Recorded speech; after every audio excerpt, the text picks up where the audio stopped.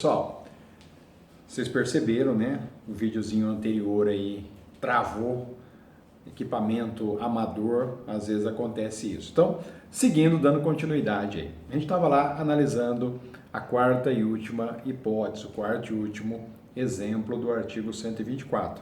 Eu mencionava aí para vocês que caso a gestante seja menor de 14 anos, o consentimento dela não tem valor legal nenhum. Nessas condições, se ela, gestante com 13 anos, 12 anos de idade, se ela vai sozinha ao médico e consente, autoriza o médico a realizar o aborto e o médico assim o faz, realiza o aborto, esse consentimento dela não tem valor legal nenhum. Na verdade, o médico vai responder pelo artigo 125. Ele praticou o aborto sem o consentimento da gestante, ok?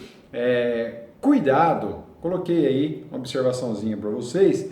Como ela é menor de 14 anos e ela está grávida, é óbvio que antes ocorreu o crime de estupro de vulnerável. Portanto, artigo 217-A. Para ela estar grávida, alguém a engravidou. Portanto, com ou sem o consentimento dela, no 217-A, nós vamos chegar lá ainda, ao crime de estupro, tá? Ah, mas ela consentiu com a prática do ato sexual e por isso ela engravidou. No 217-A, esse consentimento também não tem valor legal nenhum, portanto, há o crime de estupro da mesma forma, mas o estupro definido lá no 217-A. Logo, se há autorização do representante legal nesse caso, nós vamos ver daqui a pouquinho no 128, o aborto praticado pelo médico é permitido, tá? Então, cuidado com essa situação.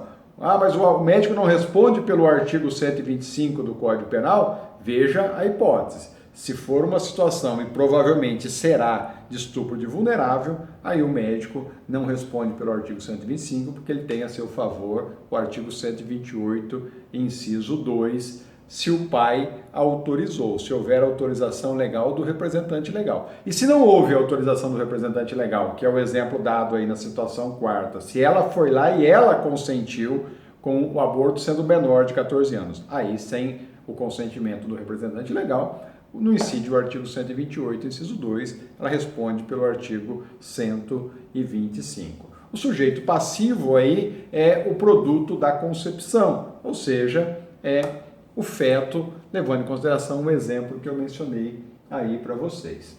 Bom, seguindo, pessoal, vamos já na sequência, que é bem curtinho, no artigo 126. Vocês vão falar, professor, mas cadê o artigo 125?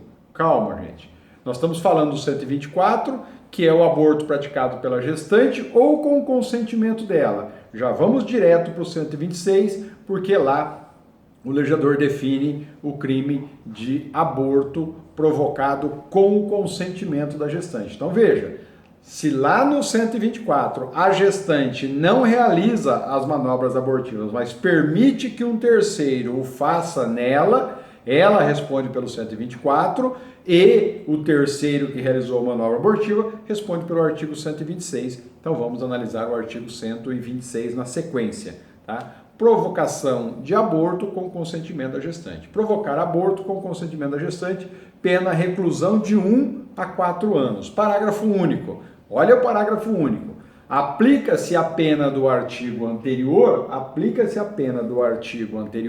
se a gestante não é maior de 14 anos, portanto, vulnerável pela idade, ou é alienada ou débil mental, ou se o consentimento é obtido com emprego de fraude, grave ameaça ou violência. Então veja, olha que interessante, o legislador acabou criando uma modalidade de conduta mais branda para a gestante que consente com a prática abortiva e essa está inserida lá no 124, na sua segunda parte, nós acabamos de analisar agora. No 124, segunda parte, assim como na primeira parte, a pena é de detenção de 1 a 3 anos. Enquanto o terceiro que realizou a manobra abortiva com o consentimento da gestante responde pelo artigo 126, a pena é de reclusão para ele de 1 a 4 anos. Portanto, uma pena mais gravosa para ele e uma pena menos gravosa para ela. Tá? é de novo a exceção à teoria unitária ou teoria monista, que nós já mencionamos. Tá? O que diz a teoria monista ou teoria unitária?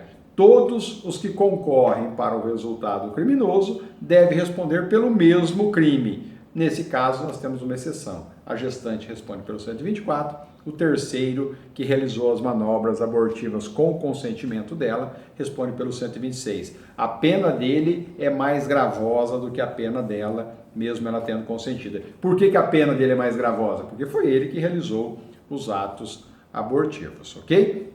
Então veja, o consentimento da gestante para o terceiro realizar as manobras abortivas, ele deve perdurar até a consumação do ato, até a consumação do aborto, tá? Por quê? Porque havendo arrependimento da gestante, ainda que ela, por exemplo, já esteja lá na sala de cirurgia, né, ou em início de outros meios, né, porque pode não ter sido pela cirurgia, pode ter sido aí num motel, numa residência qualquer, na rua, dentro de um carro, enfim.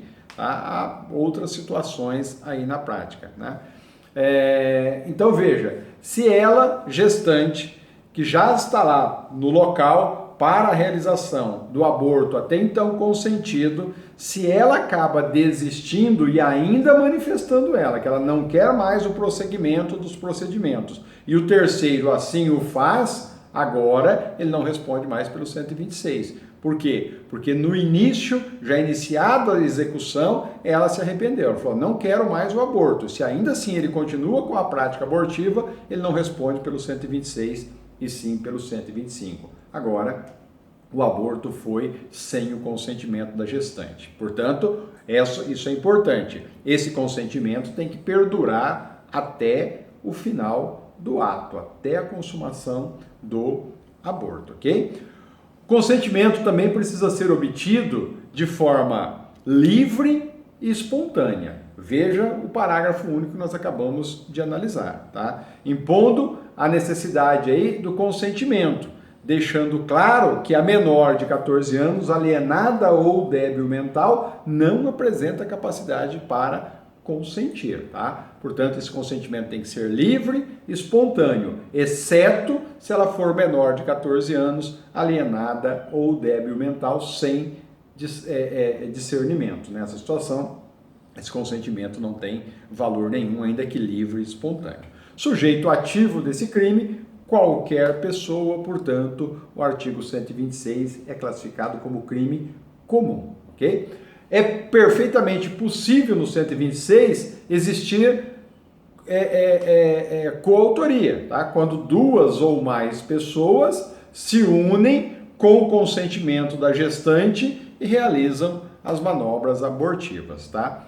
E admite também a participação. E agora, na participação, vamos analisar aí de novo, como fizemos no artigo anterior, algumas situações para vocês não se equivocarem aí no momento de algum questionamento. Então veja, no caso de pessoas que se unem em clínica especialista em procedimento abortivo, né? Então 4, 5, 6 pessoas, né? 2, 3 médicos, 2, 3, 4 enfermeiras, a secretária, o segurança que fica ali durante o dia ou à noite, e sabendo, é óbvio, que a clínica é para esse fim. Nessa hipótese, pessoal, nós estamos diante a associação de 3 ou mais pessoas para o fim de praticar crime, e o aborto nessas condições é crime, gera o ilícito lá do 288 do Código Penal.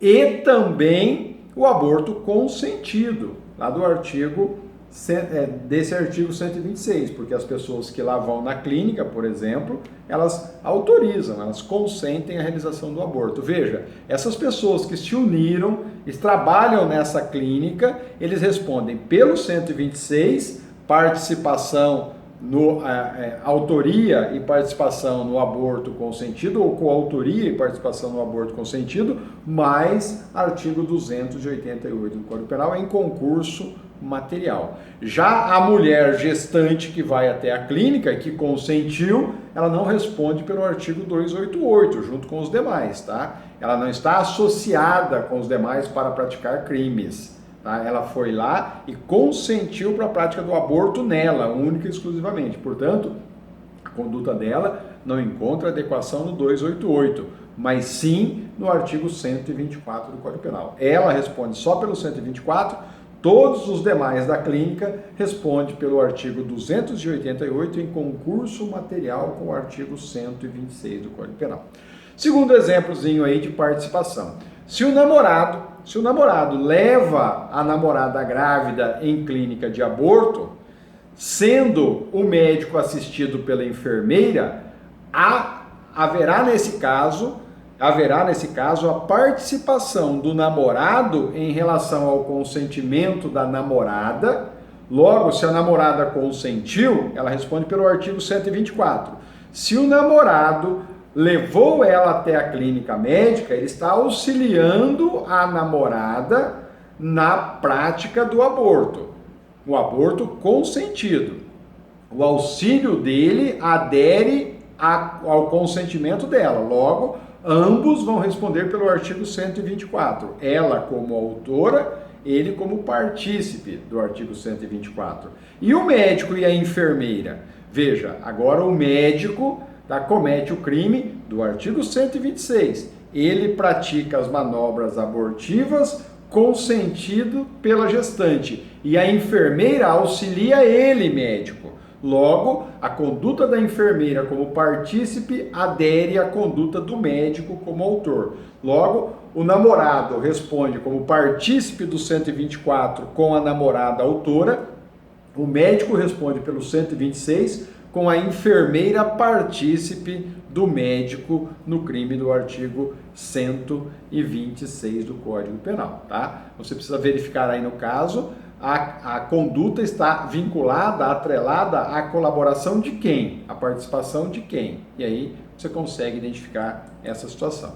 Outro exemplo aí mencionado é o terceiro. Se o médico, pai de uma filha grávida, maior de idade, a convence a abortar. Então, a filha está grávida, tá? O pai é médico e ele, pai médico, convence a filha que está grávida a abortar. E, em seguida, com o consentimento da filha, que é a gestante, ele realiza nela, filha, os atos abortivos. Tá? Veja a situação. Nesse caso, vai responder apenas pelo crime mais grave, certo? O médico vai responder apenas pelo crime mais grave, uma vez que ele foi partícipe também do crime menos grave. Qual é o crime menos grave? É o consentimento da gestante. Então veja, a filha, que é gestante, consentiu que o pai, que é médico, realizasse nela o aborto. Você vai falar, bom, então o médico, que é o pai, que realizou o aborto, vai responder como partícipe do 124.